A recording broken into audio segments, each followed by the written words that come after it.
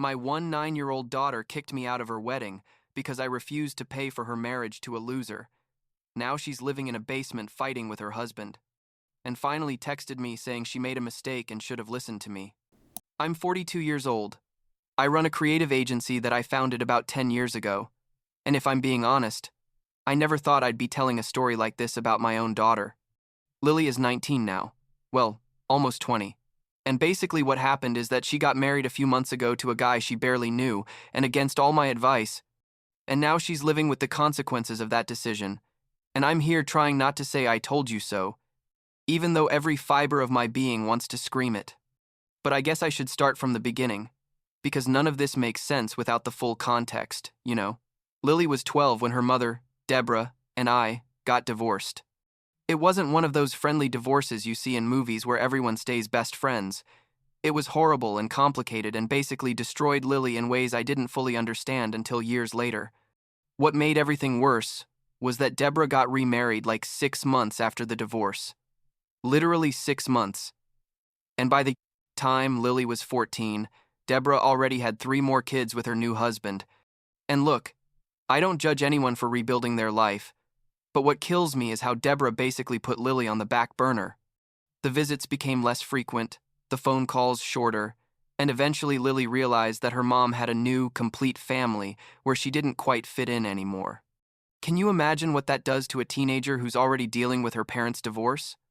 So I became everything to her, both dad and mom at the same time, and I probably became overprotective. But what else could I do? I saw my daughter broken and all I wanted was to fix everything. I threw myself into work so I could give her everything she needed. I hired the best therapists, enrolled her in extracurricular activities thinking maybe she'd find something she was passionate about. I tried to be present at every moment. But the truth is, Lily was lost. Completely lost. And I didn't know how to help her find herself. When she was 17, Lily just dropped out of school. She didn't graduate, didn't finish, just one day told me she wasn't going back, and no matter how much I tried to convince her, reason with her, even beg her, she stood her ground. She spent 2 years basically doing nothing productive, sleeping in late, watching Netflix all day, hanging out with friends who weren't doing anything with their lives either. I tried everything, seriously, more therapy, special programs. I even talked to my mother, Irene, who's like in her 70 seconds and is one of those no-nonsense women, thinking maybe she could knock some sense into her. Nothing worked. Lily was in this bubble of apathy, and no matter what I did, I couldn't pull her out of it.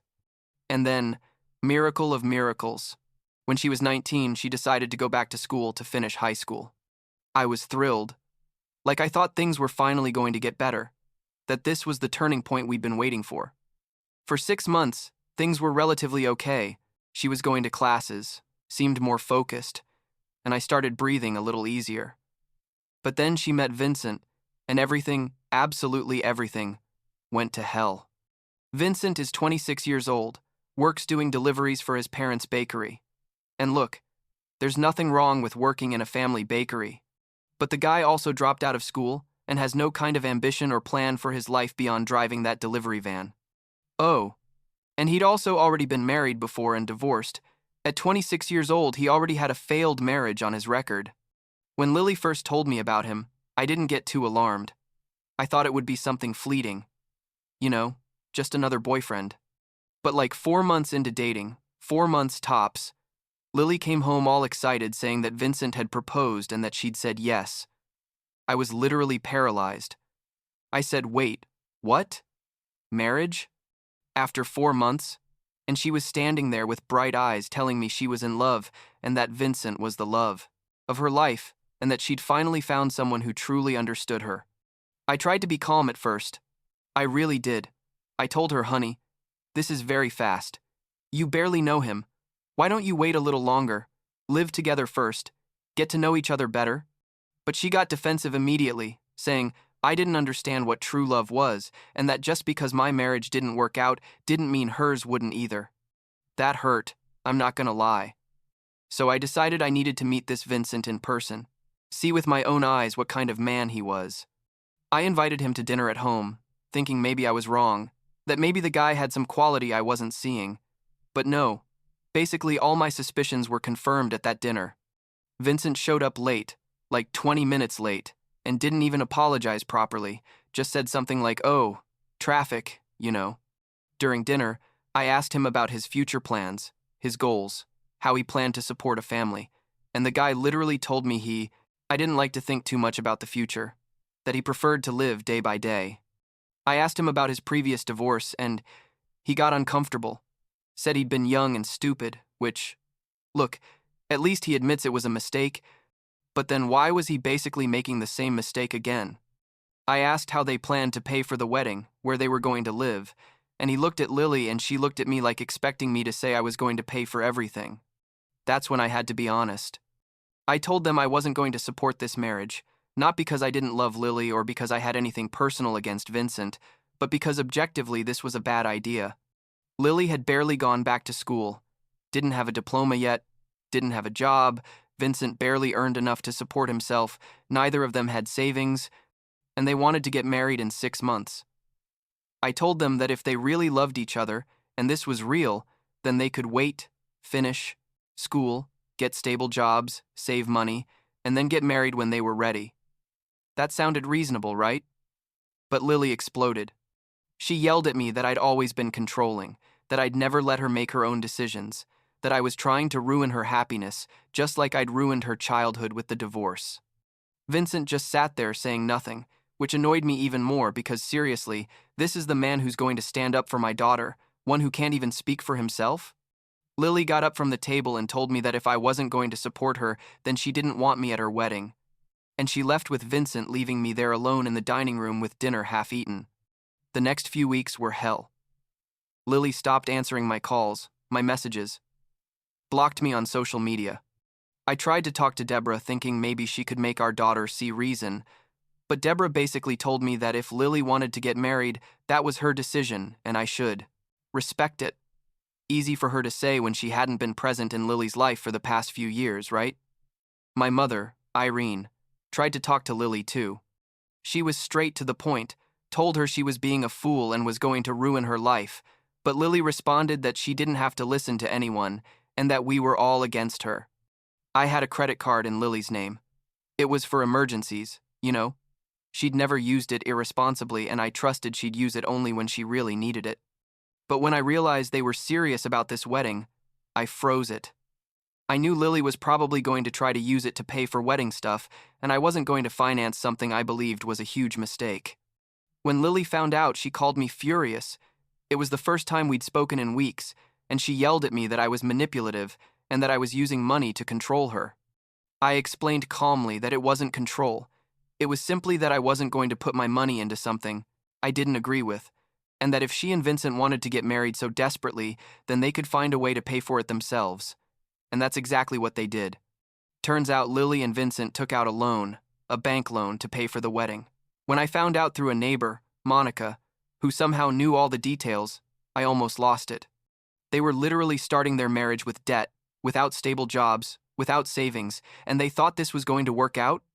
I tried one last time to contact Lily, wrote her a long email explaining it wasn't too late to reconsider, that there was no shame in postponing the wedding, that I loved her and only wanted what was best for her.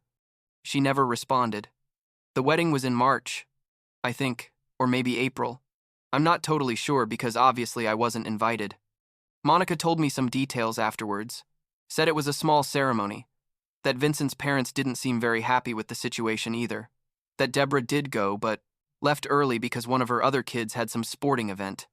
On the wedding day, I stayed home working, trying not to think about my only daughter getting married without me there, trying not to imagine how she looked.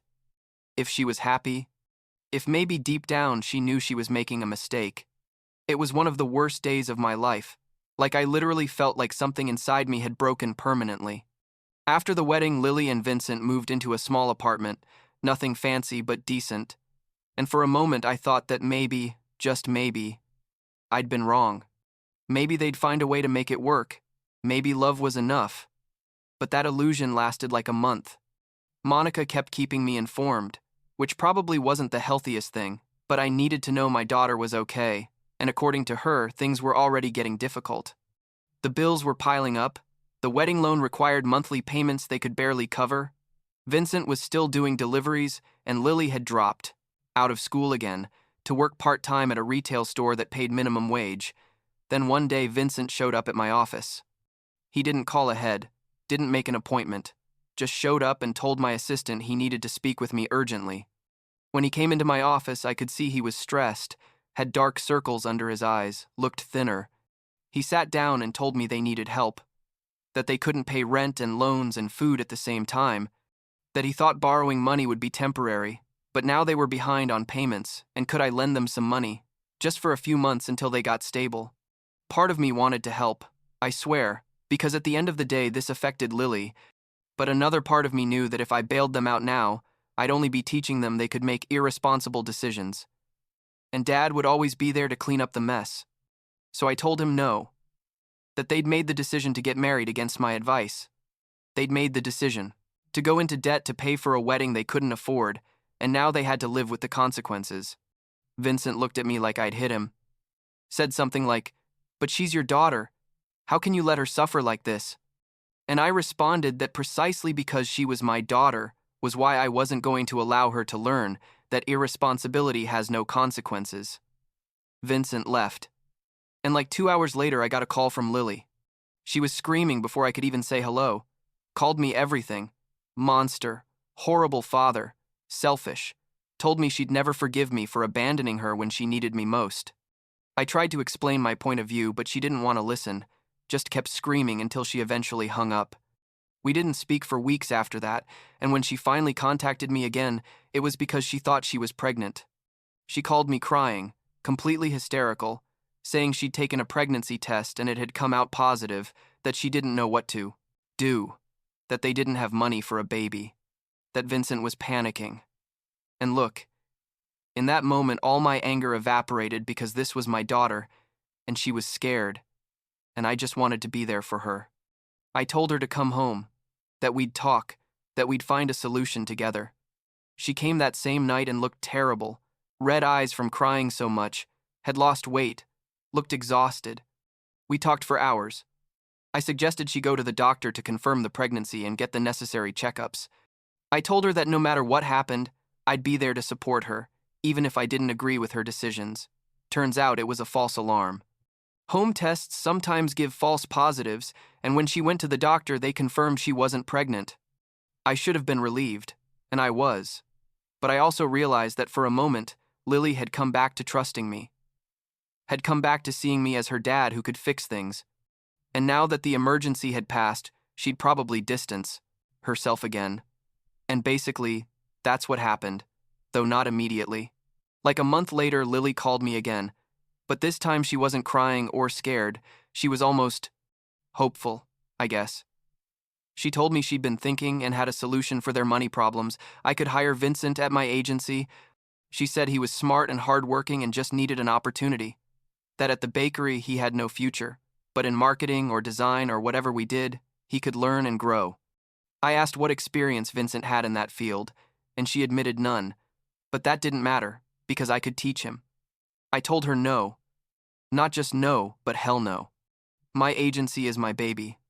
I built it from scratch, working like crazy for years, and I wasn't going to hire someone with no experience or education just because he was married to my daughter. That wouldn't be fair to my other employees, wouldn't be professional, and honestly, I didn't think Vincent had what it took to work in that environment. Lily got angry again. Told me I always put my work before her, that clearly my agency was more important than her happiness, and hung up without letting me explain. What happened next was that Deborah, who'd been basically absent from all this drama, suddenly decided to call me and yell at me for not helping Lily. Apparently, Lily had gone to visit her, crying about how I refused to help them financially and refused to give Vincent a job, and Deborah decided it was her moment to be Mother of the Year and defend her. I told her this was rich, coming from someone who'd emotionally abandoned Lily for years, and that if she was so worried about our daughter, then maybe she could help her. Deborah said she had 3 more kids to support and couldn't be giving money away. To which I responded, exactly. So understand my position. We didn't talk anymore after that. Things kept deteriorating for Lily and Vincent. Eventually, they couldn't pay the apartment rent, and had to move into the basement of Vincent's parents' house. Monica told me Vincent's parents weren't happy with the situation either, that there was constant tension in that house, that Lily and Vincent fought all the time. According to Monica, sometimes the yelling could be heard from the street. Things like, "You said you had everything under control and I left my life for you and this is the mess you wanted." My mother, Irene, called me one day and asked how I was handling all this. I told her I didn't know. That part of me wanted to run and rescue Lily, but I knew that wouldn't help her long term. Irene, who's never been one to sugarcoat things, told me I was doing the right thing, that Lily needed to learn that actions have consequences, but that she also needed to know I was still there. If she really needed me. She told me to keep the door open but not to chase Lily, that eventually she'd come when she was ready. And that's basically what I've been doing. Like 3 weeks ago, Lily sent me a text message. Nothing major. Just a, "How are you?" I responded that I was fine, asked how she was. She said okay, that things were difficult but she was managing. I didn't mention I told you so, even though it cost me every ounce of self-control I have. We've been texting a bit since then, nothing deep, just small conversations about random things. But it's something, I guess. Monica told me last week that she heard Lily telling someone on the phone that she'd made a mistake, that she should have listened to her dad. I don't know if that's true or if Monica's exaggerating, but I want to believe that maybe Lily's starting to realize that I wasn't trying to control her or ruin her life, but to protect her from making a decision she wasn't ready to make. Vincent apparently is looking for another job, something that pays better than the bakery, and Lily is considering going back to school online to finally finish high school. She hasn't asked me for forgiveness for anything, not for the horrible things she said to me, not for kicking me out of her wedding, not for basically cutting me out of her life for months. And I'm not expecting an apology, honestly, because I know that admitting you were wrong is hard, especially when you're young and proud and everyone told you that you were making a mistake. But I'm starting to see signs that maybe our relationship can start to heal, that maybe when all this settles down, we can be father and daughter again for real.